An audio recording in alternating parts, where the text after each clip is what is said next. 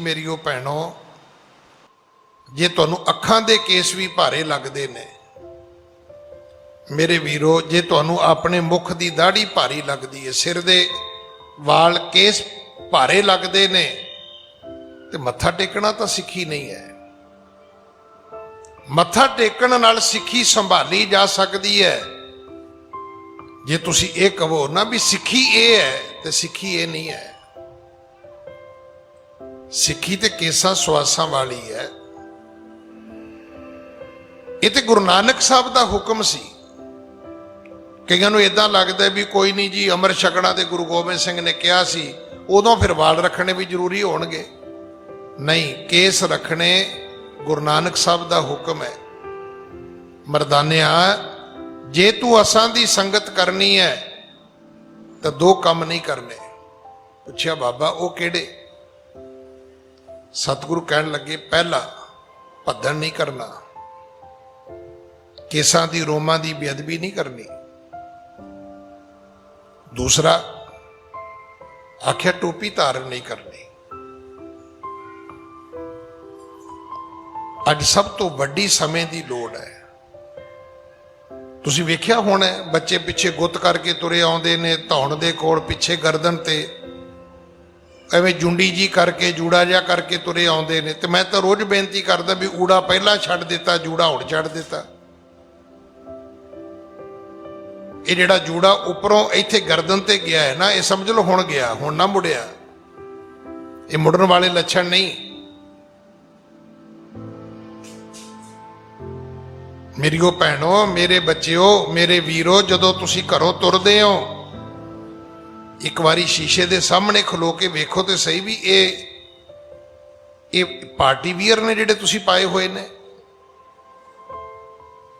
कि ये कपड़े मार्केट जाने वाले ने तुहाडे, कि ये कपड़े तुहाडे ऑफिस दे पाउण वाले ने, कि ये ड्रैस तुहाडे स्कूल पा के जाने वाली है। जे तुहाडे स्कूल दे कपड़े हो सकते ने, तुहाडे काम दे कपड़े हो सकते ने, जे तुहाडे विआह शादियां पार्टियां दे कपड़े हो सकते ने, ते भाई गुरु घर दे कपड़े क्यों नहीं हो सकते? क्यों नहीं तुसी एक ड्रैस कोड अपना बना लिया कि जदों मैं गुरुद्वारे जाना है तो मैं इस तरह के पहरावे विच जाना है।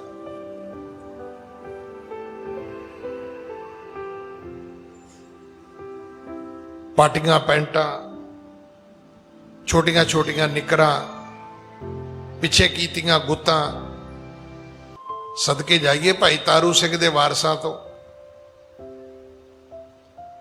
ते दर्द किते वेखो इन्हां दा फेसबुक ते, दर्द वेखो तुसी इन्हां दा यूट्यूब ते, दर्द तुसी पढ़ो इन्हां दा किते व्हाट्सएप ते जाके।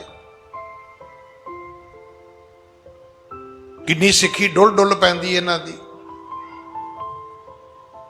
साडी हालत यह भी गल्ली असी चंगियां, आचारी बुरियां, मनो कुशुदा कालियां, बाहरों चिटवियां। साडे पुरखियां ने गल्लां नाल सिक्खी नहीं संभाली, उन्होंने सिक्खी केसां सुआसां नाल संभाली है। वो चरखड़ियां ते चढ़े ने, उन्होंने खोपरियां लुहाइयां ने, उन्होंने बंद बंद कटाए ने, उन्होंने खन्नी खन्नी रोटी दे गुजारा किया। उन्होंने सिक्खी सिदक केसां सुआसां नाल निभाया। उन्होंने गुरुद्वारियां दी सेवा लई कुर्बानियां कीतियां ने, एक दूजे की बेइज्जती नहीं की।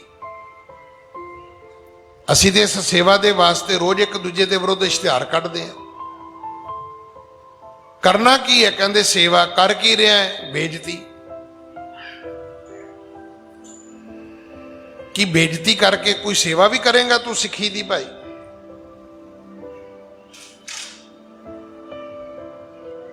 असी उन्हां पुरखियां दे पैरोकार हाँ जिन्हां दियां मिसलां हुंदियां सी, जिन्हां दे 60-60 टोले ग्रुप हुंदे सी।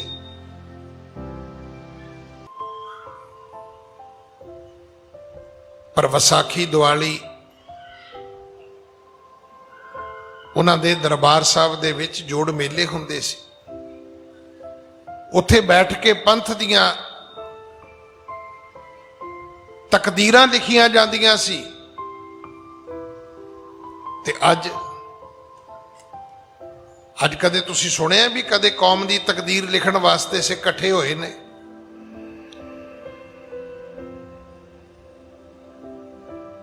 ਸਵੈ ਪੜਚੋਲ ਵਾਸਤੇ ਕਿਤੇ ਸਿੱਖ ਇਕੱਠੇ ਹੋਏ ਨੇ? ਕਿਤੇ ਕੌਮ ਦਾ ਕੋਈ ਪ੍ਰੋਗਰਾਮ ਉਲੀਕਣ ਵਾਸਤੇ ਸਿੱਖ ਇਕੱਠੇ ਹੋਏ ਨੇ?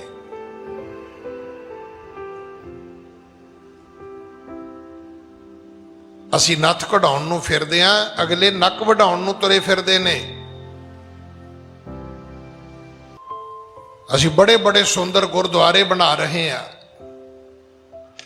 ਅਸੀਂ ਬੜੀਆਂ ਬੜੀਆਂ ਸਿੱਖੀ ਦੀਆਂ ਵੱਡੀਆਂ ਗੱਲਾਂ ਕਰਦੇ ਆਂ,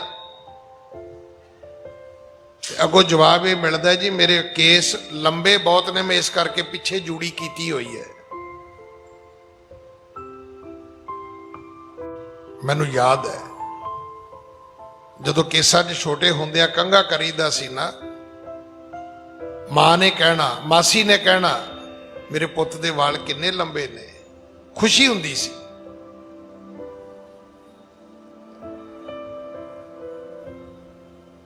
ਤੇ ਸਿੱਖਾਂ ਜਿੰਨੇ ਕੇਸ ਲੰਬੇ ਹੋਣ,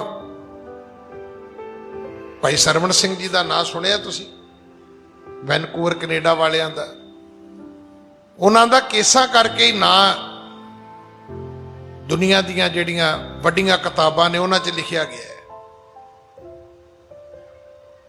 ਗੁਰੂ ਦੇ ਘਰ ਵਿੱਚ ਤਾਂ ਉਹ ਪ੍ਰਵਾਨ ਹੋਏ ਨੇ, ਕਿਉਂਕਿ ਇੱਥੇ ਹੁਕਮ ਹੈ ਕਿ ਕੇਸ ਗੁਰੂ ਦੀ ਮੋਹਰ ਨੇ, ਤੇ ਇਹ ਮੋਹਰ ਹਟਾ ਕੇ ਮਟਾ ਕੇ ਗੁਰੂ ਦੀ ਕਰੋਪੀ ਨਾ ਸਹੇੜੋ। ਭਾਈ ਤਾਰੂ ਸਿੰਘ ਦਾ ਖੋਪਰੀ ਲਹਾਉਣਾ, ਇਸ ਤੋਂ ਵੱਡਾ ਸਾਨੂੰ ਹੋਰ ਕੀ ਕੋਈ ਪ੍ਰਮਾਣ ਚਾਹੀਦਾ? ਇਸ ਤੋਂ ਵੱਡਾ ਹੋਰ ਕਿਹੜਾ ਸਾਨੂੰ ਕੋਈ ਉਪਦੇਸ਼ ਚਾਹੀਦਾ? ਇਸ ਤੋਂ ਕਿਹੜਾ ਸਾਨੂੰ ਕੋਈ ਹੋਰ ਵੱਡਾ ਮੀਲ ਪੱਥਰ ਚਾਹੀਦਾ? ਇਸ ਤੋਂ ਕਿਹੜਾ ਹੋਰ ਵੱਡਾ ਸਾਨੂੰ ਮਾਈਲ ਸਟੋਨ ਚਾਹੀਦਾ ਕਿ ਸਾਨੂੰ ਦੱਸੋ ਜੀ ਸਿੱਖੀ ਦੇ ਵਿੱਚ ਕੇਸ ਕਿਉਂ ਜ਼ਰੂਰੀ ਨੇ? ਇਹ ਤਾਂ ਭਾਈ ਤਾਰੂ ਸਿੰਘ ਨੂੰ ਪੁੱਛਿਆ ਜਾ ਸਕਦਾ ਵੀ ਭਾਈ ਤਾਰੂ ਸਿਆ, ਅਗਲੇ ਤੇ ਤੇਰੇ ਵਾਲ ਹੀ ਮੰਗਦੇ ਸੀ, ਕੇਸ ਮੰਗਦੇ ਸੀ, ਖੋਪਰੀ ਨਹੀਂ ਸੀ ਮੰਗਦੇ। ਖੋਪਰੀ ਲਵਾਉਣੀ ਤੇ ਤੇਰੀ ਆਪਣੀ ਇੱਛਾ ਸੀ ਕਿ ਦੁਸ਼ਮਣੋ ਤੁਸੀਂ ਮੇਰੀ ਖੋਪਰੀ ਲਾ ਲਓ, ਖਾ ਮੇਰੀ ਸਿੱਖੀ ਕਿਉਂ ਲਾਉਨੇ ਹੋ? ਮੇਰੀ ਸਿੱਖੀ ਤਾਂ ਨਿਭ ਜਾਏ। ਅਗਰ ਤੁਸੀਂ ਭਾਈ ਤਾਰੂ ਸਿੰਘ ਜੀ ਨੂੰ ਯਾਦ ਕਰਦੇ ਆ, ਅਗਰ ਤੁਹਾਡੇ ਮਨ ਵਿੱਚ ਕੋਈ ਉਹਨਾਂ ਦੀ ਇਸ 300 ਸਾਲਾ ਜਨਮ ਦਿਨ ਦੇ ਪ੍ਰਤੀ ਕੋਈ ਨਿਸ਼ਠਾ ਹੈ, ਕੋਈ ਆਸਥਾ ਹੈ, ਕੋਈ ਸ਼ਰਧਾ ਹੈ, ਕੋਈ ਸਤਿਕਾਰ ਹੈ, ਤਾਂ ਅੱਜ ਇੱਕ ਫੈਸਲਾ ਕਰ ਲਓ ਵੀ ਅੱਜ ਤੋਂ ਬਾਅਦ ਕੇਸ ਨਹੀਂ ਕੱਟਾਂਗੇ। ਅਸੀਂ ਰੋਮਾਂ ਦੀ ਬੇਅਦਬੀ ਨਹੀਂ ਕਰਾਂਗੇ। ਮੈਂ ਤਾਂ ਰੋਜ਼ ਬੇਨਤੀ ਕਰਦਾ ਵੀ ਜੇ ਤੁਹਾਨੂੰ ਸਿੱਖੀ ਤੇ ਮਾਣ ਨਹੀਂ ਤੇ ਇਹ ਆਪਣੀ ਜ਼ਿੰਦਗੀ ਦੀ ਕਿਤਾਬ ਵਿੱਚ ਲਿਖ ਲੈਣਾ ਵੀ ਸਿੱਖਾਂ ਨੂੰ ਵੀ ਤੁਹਾਡੇ ਤੇ ਕੋਈ ਮਾਣ ਨਹੀਂ ਹੋਣਾ। ਅੱਜ ਹਰ ਸਿੱਖ ਉਹਦਾ ਨਿੱਜੀ ਇਹ ਨਿਤਨੇਮ ਹੈ, ਪਰ ਹਰ ਸਿੱਖ ਸਵੇਰੇ ਉੱਠ ਕੇ ਕੀ ਕਹਿੰਦਾ? ਕਹਿੰਦਾ ਪ੍ਰਥਮੇ ਸਰਬੱਤ ਖਾਲਸਾ ਜੀ ਕੀ ਅਰਦਾਸ ਹੈ ਜੀ, ਸਰਬੱਤ ਖਾਲਸਾ ਜੀ ਕੋ ਵਾਹਿਗੁਰੂ ਵਾਹਿਗੁਰੂ ਵਾਹਿਗੁਰੂ चित आवे। फिर चित आवन का सदका सर्व सुख हो गए। फिर जहां जहां खालसा जी साहेब तहां तहां रछिया रियायत, देग तेग फतेह पंथ की जीत।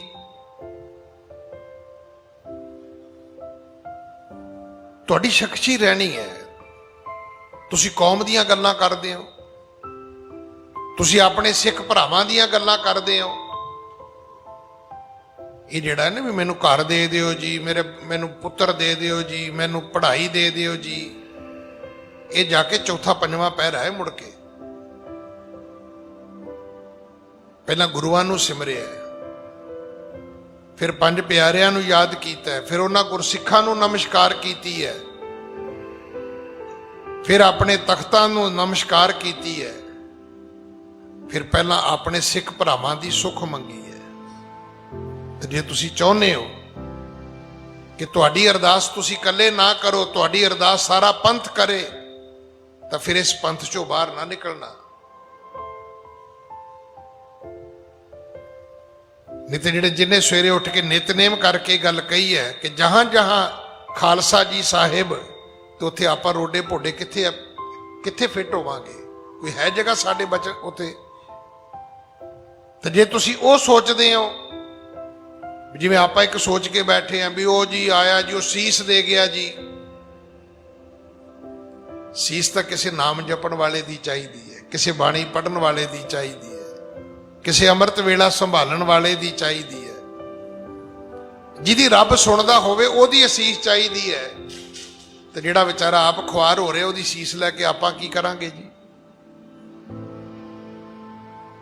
ਇਸ ਕਰਕੇ ਮੇਰੀ ਬੇਨਤੀ ਹੈ, ਆਓ ਆਪਾਂ ਸਾਰੇ ਅੱਜ ਦੇ ਦਿਨ ਇੱਕ ਪ੍ਰਣ ਕਰ ਲਈਏ ਕਿ ਭਾਈ ਤਾਰੂ ਸਿੰਘ ਜੀ, ਅਸੀਂ ਤੁਹਾਡੀ ਸਿੱਖੀ ਨੂੰ ਨਮਸਕਾਰ ਕਰਦੇ ਹਾਂ, ਤੁਹਾਨੂੰ ਨਮਸਕਾਰ ਕਰਦੇ ਹਾਂ, ਔਰ ਤੁਹਾਡੇ ਨਾਲ ਇੱਕ ਵਾਅਦਾ ਕਰਦੇ ਹਾਂ, ਅਸੀਂ ਕੇਸ ਨਹੀਂ ਕਟਾਵਾਂਗੇ। ਇਹਨੇ ਸ਼ਬਦ ਪ੍ਰਵਾਨ ਕਰਨਾ ਜੀ। ਵਾਹਿਗੁਰੂ ਜੀ ਕਾ ਖਾਲਸਾ, ਵਾਹਿਗੁਰੂ ਜੀ ਕੀ